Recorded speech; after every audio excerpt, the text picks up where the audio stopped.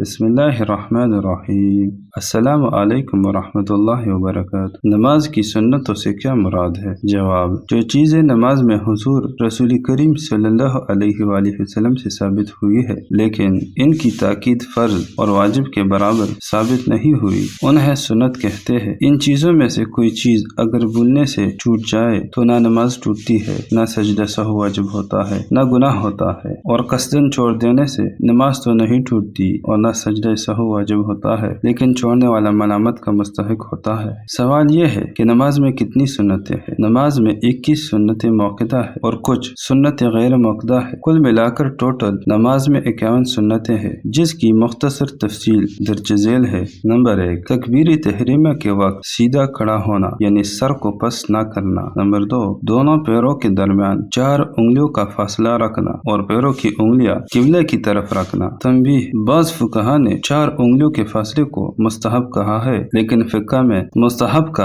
اطلاق سنت پر اور سنت کا اطلاق مستحب پر ہوتا ہے۔ مقتدی کی تکبیر تحریمہ کا امام کی تکبیر تحریمہ کے ساتھ ہونا۔ فائدہ: مقتدی کی تکبیر تحریمہ اگر امام کی تکبیر تحریمہ سے پہلے ختم ہو گئی تو اقتداء صحیح نہ ہوگی۔ تکبیر تحریمہ کے وقت دونوں ہاتھ کانوں تک اٹھانا، ہتھیلیوں کو قبلہ کی طرف رکھنا، انگلیوں کو اپنی حالت پر رکھنا، یعنی نہ زیادہ کھلی ہو اور نہ زیادہ بند ہو۔ داہنے ہاتھ کی ہتھیلی بائیں ہاتھ کی ہتھیلی کی پشت پر رکھنا۔ اسی طرح نمبر 9، چنگلیاں اور انگوٹھے سے حلقہ بنا کر گٹے کو پکڑنا۔ نمبر 10، درمیانی 3 انگلیوں کو کلائی پر رکھنا۔ 11، ناف کے نیچے ہاتھ باندھنا۔ 12، ثنا پڑھنا، یعنی سبحانک اللہم۔ اب قرأت کی 7 سنتیں ہیں۔ نمبر 13، تعوذ یعنی اعوذ باللہ من الشیطان الرجیم پڑھنا۔ نمبر 14، تسمیہ یعنی ہر رکعت کے شروع میں بسم اللہ الرحمن الرحیم پڑھنا۔ نمبر 15، آہستہ سے آمین کہنا۔ اسی طرح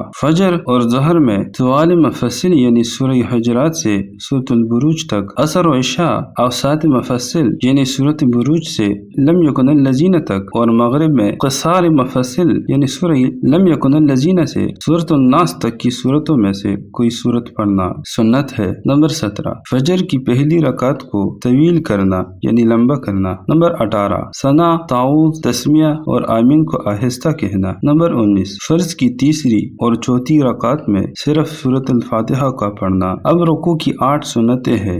رکوع کی تکبیر کہنا، رکوع میں دونوں ہاتھوں سے گھٹنوں کو پکڑنا، گھٹنوں کو پکڑنے میں انگلیوں کو کشادہ رکھنا، پیٹھ کو بچھا دینا۔ نمبر 24، پنڈلیوں کو سیدھا رکھنا۔ نمبر 25، سر اور سرین کو برابر رکھنا۔ نمبر 26، رکوع میں 3 بار سبحان ربی العظیم پڑھنا۔ نمبر 27، رکوع سے اٹھنے میں امام کو سمیع اللہ لمن حمدہ بآواز بلند کہنا اور مقتدی کو ربنا لک الحمد اور منفرد کو دونوں کہنا آہستہ سے، اور رکوع کے بعد اطمینان سے سیدھا کھڑا ہونا۔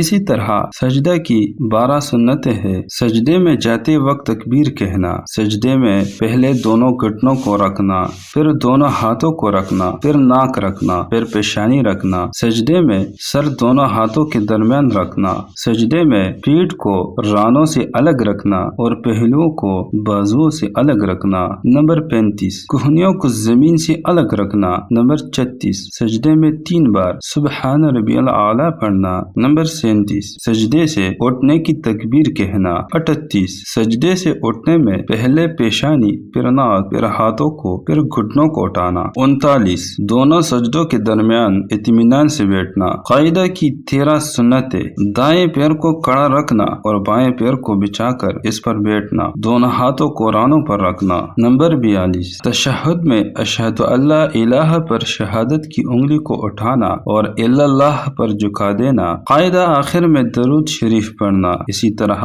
درود شریف کے بعد دعا پڑھنا، یعنی اللہم ربنا اتنا فی الدنیا حسنۃ وفی الآخرۃ حسنۃ وقنا عذاب النار، یا کوئی اور دعا جو قرآن اور حدیث سے مشابہ ہو۔ دونوں طرف دائیں بائیں سلام پھیرنا سنت ہے۔ سلام کی ابتدا داہنی طرف سے کرنا۔ امام کو مقتدیوں، فرشتوں اور صالح جنات کی نیت کرنا۔ اسی طرح مقتدی کو امام، فرشتوں اور صالح جنات اور دائیں بائیں مقتدیوں کی نیت کرنا۔ منفرد کو صرف فرشتوں کی نیت کرنا۔ منفرد وہ جو اکیلے نماز پڑھتا ہے۔ مقتدی کو امام کے ساتھ ساتھ سلام پھیرنا، یعنی امام کو فالو کرنا۔